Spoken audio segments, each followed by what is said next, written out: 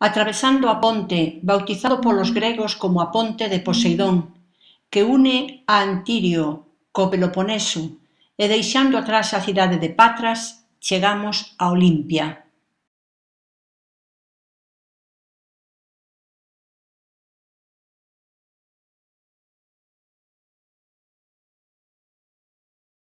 El santuario de Olimpia está situado no outeiro do Cronium, á beira dos ríos Cladeo e Alfeo.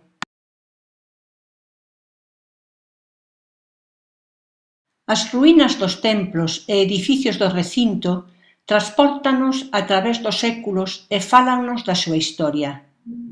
Do culto aos deuses primitivos nos seus inicios, Gea, Crono, Rea, Temis, as ninfas. Do culto a Zeus a partir do século XI a.C., na época micénica. Do establecemento dos Xogos Olímpicos por Pélope. Entre os séculos X e VIII a.C., constrúense en medio do Altis ou bosque sagrado o Pelopion ou templo de Pélope, o grande altar de Zeus, o Hipodamion ou templo dedicado a Hipodamia, e acada xa nese momento grande importancia como centro relixioso panhelénico. O recinto enriquécese nos séculos VII e VI a.C.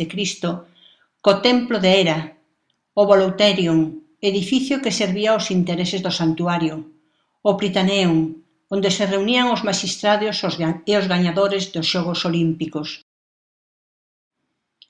Os tesouros e o esplendor e a riqueza adquiridos polas ofrendas e as importantes victorias contra os persas permitiron na época clásica, entre os séculos V e IV a.C., que acadase o seu máximo esplendor.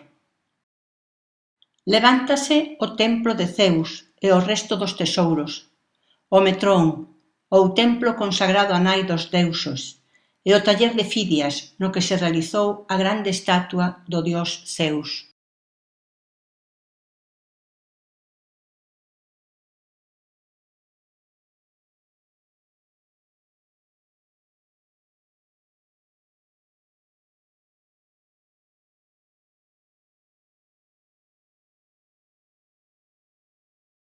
O mito de Pélope, príncipe lirio, e Enomao, rei de Pisa, foi representado no frontón occidental do templo de Zeus.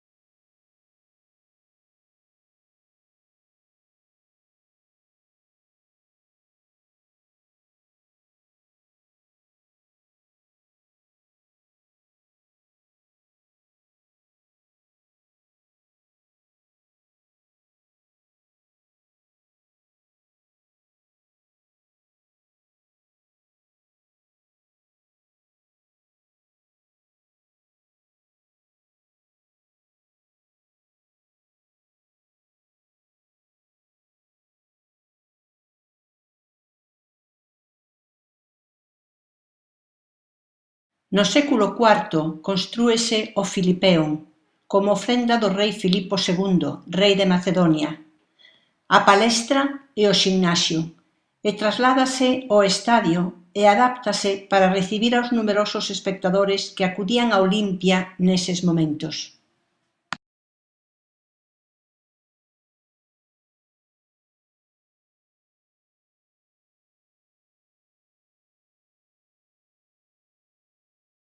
As ruínas do recinto e o Museo de Olimpia fálannos tamén dos acontecementos que o santuario viviu na época romana, na que, aínda que houbo etapas de esplendor, ao converterse os xogos en ecuménicos por conceder cara a cala o dereito de cidadanía romana a todos os seus súbditos, o recinto sufriu grandes estragos.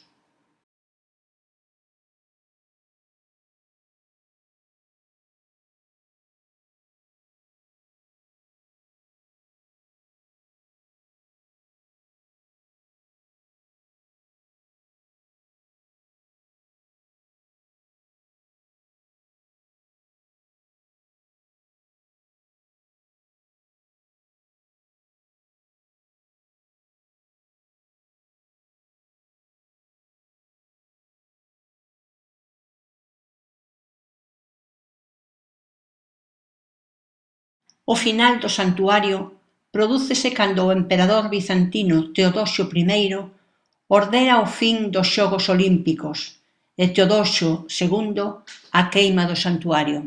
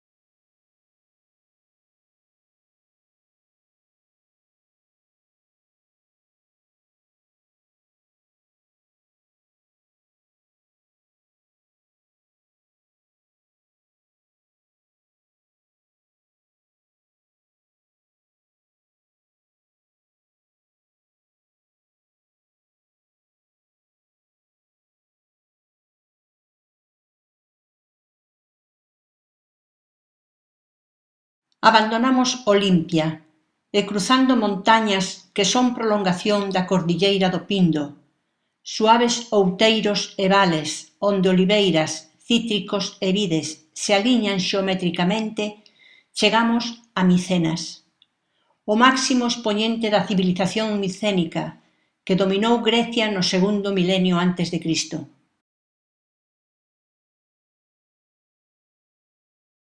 Micenas está asociada ás dúas grandes dinastías da Argólida, descendentes de Acrisio, rei de Argos, a dinastía dos Perseidas, de Perseo, e a dos Pelópidas, de Pélope, pero tamén a Atreo, a Agamenón, o xeneral da guerra de Troia, do seu irmán Menelao, do seu fillo Orestes. Todos eles forman parte do mundo real e mítico dos micenios. O período entre 1450 e 1200 a.C. é o do florecemento e expansión polo Mediterráneo de Micenas. A Acrópole encóntrase nun outeiro próximo ás abruptas montañas do profeta Elías e Sara, que a protexen. Accédese a través da Porta dos Leóns, que gardan o centro da civilización micénica.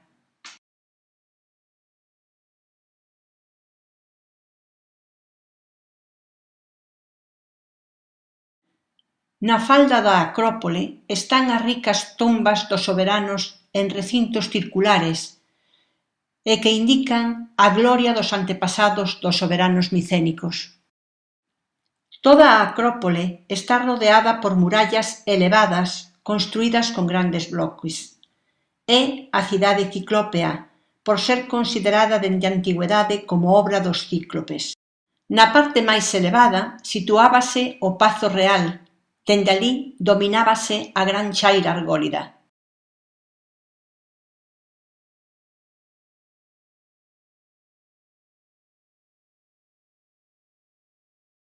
Dentre os monumentos que se sitúan fora da Acrópole, o Tesouro de Atreo é a mellor representación dos tolos micénicos.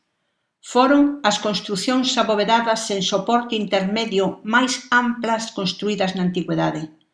Ao tolos accedíase a través dun dromos, bordeado de altos muros, e que conduce á porta de acceso e dá a unha sala circular con cúpula que alberga sepulturas.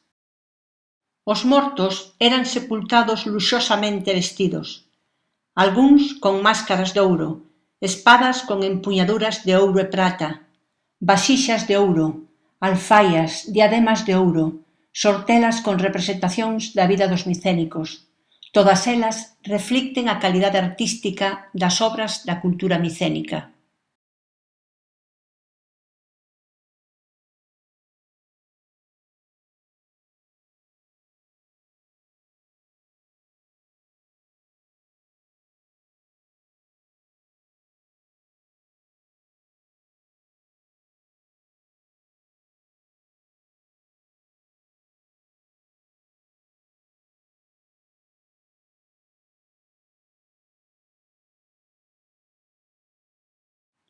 No Golfo de Argólida sitúase Nauplia, a primeira capital de Grecia entre 1829 e 1834. A súa baía é de extraordinaria beleza, co ilote de Bourci, co castelo que parece flotar sobre as augas e a fortaleza de Palamedes.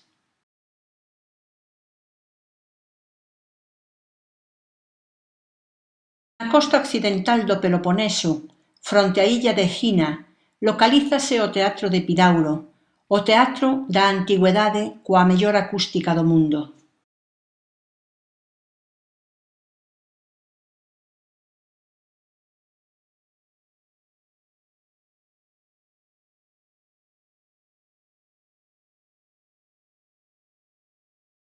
Prosépteme apenas, ciosites, e botellas, e percamené, termenión, e que te paguei. E se queréis un traduzca. Sí, claro, si no vas a... ¿Qué rumor, qué sonido escucho de lo lejos? ¿Es un hombre o es un dios? Alguien que viene a liberar. Muy bien. Ao longo da costa occidental do Peloponeso gozamos de fermosas paisaxes sobre o mar Exeo.